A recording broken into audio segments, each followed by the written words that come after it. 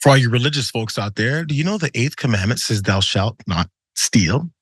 Apparently not that pastor, but there's a pastor that's been charged with running an organized retail crime ring, which he and his associates had been stealing tons of merchandise from a Home Depot, millions of dollars worth, actually.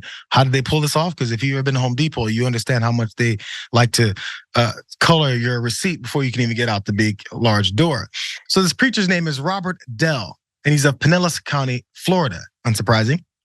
He's accused of taking advantage of people he was supposed to be helping. It gets worse, there's layers to this. Let's go right in. Dell used his former positions as a pastor at the Rock Church and director of a halfway house for recovering drug addicts to threaten and manipulate people to steal for him. He's a great guy. The investigation revealed that Dell's co-conspirators stole from Home Depot stores 5 to 6 times daily. Wow.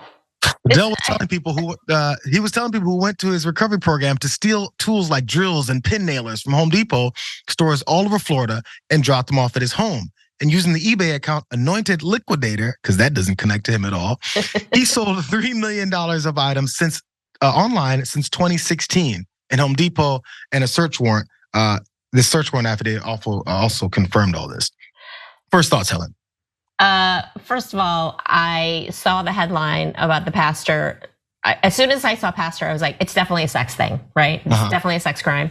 And then I was like, oh, it's not a sex crime. It's a racketeering, like theft ring crime. The second kind that they always pull. That's new. That's new and different and refreshing. And then I was like, this guy was running a halfway house for people who were like, assumingly like recently out of prison, had got, trouble in their lives, recovering drug addicts. And those are the people that he used their expertise. Cause if you're in prison, like the joke is you go to prison and you learn learn how to like steal a TV like under your pants, you know what I mean? Like you learn all these different ways of like how to steal. And so he's taking these poor people that he's tasked with rehabilitating. And he's like, you have a skill, let's use it. Go to Home Depot and steal a drill. And because I know you how to do how to do it. And why drills? Like I'm so curious, like what the random things that he could steal out of Home Depot to make $3 million. It's outrageous. It's on eBay as well. I mean, I guess those have high resale value. Maybe they're worth a certain good amount. It doesn't have to sell tons and tons, but you got to sell tons of, I would assume, no more than $100, $200 a piece here for some of these drills that to get to 3 million. So for details, because this is the thing. First off, let's look at his mugshot. This is the pastor, the trusted pastor, who again preyed upon folks who were looking to get clean off of drugs. I want you guys to imagine some of the folks who talk about unhoused people or drug addicts in general. And talk about how much they need to pull themselves up by their bootstraps, go get a job, take a shower, and get off the drugs. Not really talking about how drug addiction works, or also how people prey on them in so many different ways. This guy being one of them. And so he's like, yo, homeless folks sometimes steal and boost things. So let me go ahead and tell them and threaten them as they're looking for help from a trusted person to go do these illegal activities. Will they trust anyone else ever again? Hell no. Here's some details of how he got caught. Agents from the Florida Agriculture and Consumer Services Department conducted surveillance operations in April and May, and they identified the suspects visiting Home Depot stores in 7 counties. The agents then saw the car drive to Robert Dell's home, where the pair would drop off items inside of a garage. And during this investigation, police made these two arrests, and the information from this operation was revealed. He initially paid the folks, the thieves, $5,000 to $10,000 a day. But more recently, they were getting only about $600 to $2,000 because they were unable to steal as many items. That's what this woman told law enforcement. She said that she had been arrested before and that Dell had posted bond payments for the pair and knew that the merchandise was stolen. Last part, because these charges he's facing, he and 4 other people, including his wife and his mother, they're arrested in early August in Tampa after a 7-month investigation in which Home Depot collaborated with Florida law enforcement to track them down. Dell is also facing charges including racketeering, conspiracy to commit racketeering, and dealing in stolen property. I went into some more of these details, man. Where is it? Oh, it was outrageous. The loss prevention folks in the front. As I said, they mark up your stuff. Not sure how they got by them, but this is a part of a ramping up of some violent types of crimes that happen when they do run into these folks at the front of these stores that maybe try and stop someone or get into a confrontation.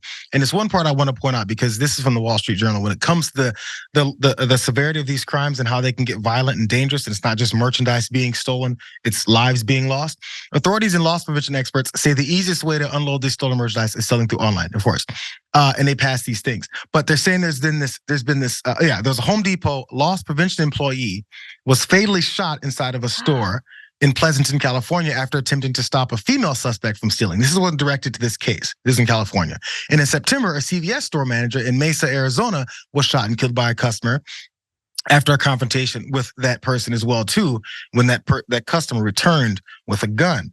And every time I see these folks out front, from a Best Buy to a Home Depot to all these stores, I'm thinking this seems like a casual job.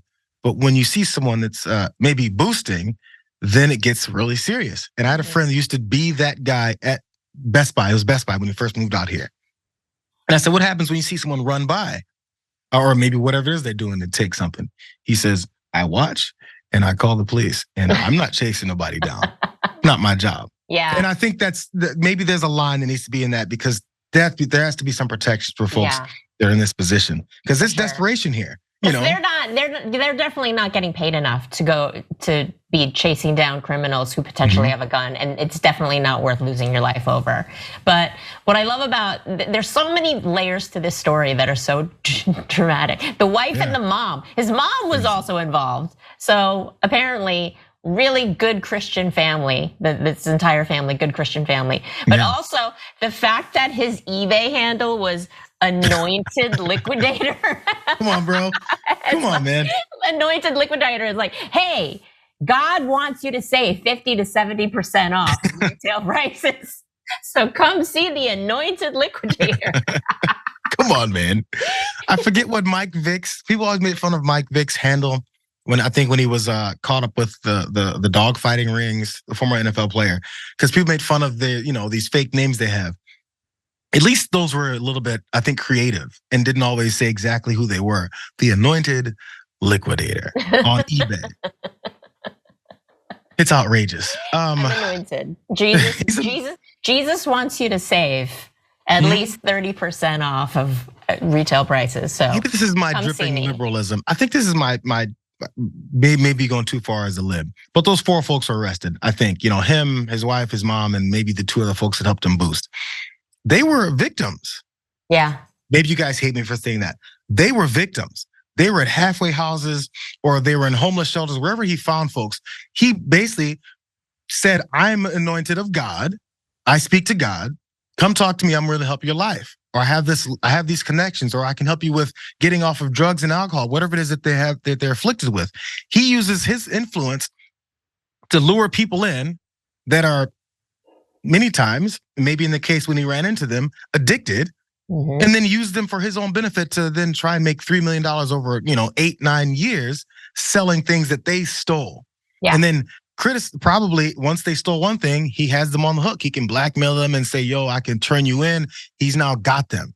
It's the same way we look at people who are pimps, who use women for sex work and then abuse them, threaten them, and keep them under their thumb. It's like trafficking. This is a similar version of that. And I don't know why we don't talk about that the same way. I completely agree with you. I think the people that were boosting for him should be let off or given some lower level, like probation. Yes, a lot of leniency, because even in the story, doesn't it say he was threatening them? Yeah. If he's running a halfway house, he can kick you out. He can kick you out of the halfway house and then you're homeless. He can kick you out of the program. He could tell your parole officer whatever he wants to tell you. Like, he has you. Definitely, he's controlling your life, and he is controlling your livelihood, and he is the mastermind, and you're basically like his slave, essentially. So I definitely think those people should be shown leniency and throw the book at this guy and his wife and his mom. Yeah, when it comes to goods, we're upset about it, but also who was the one that's setting these things up and making it worse? We talk about smash and grab, the random versions of that. This is an organized crime ring.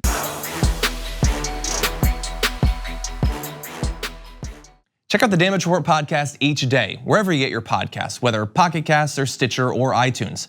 You can join me as I give you the news and stories you want, with a range of co-hosts and interview guests jumping in on the fun each day. Again, that's the Damage Report, wherever you get your podcasts. And if you get them at iTunes, don't forget to rate and review. Sometimes I'll read them live on the show.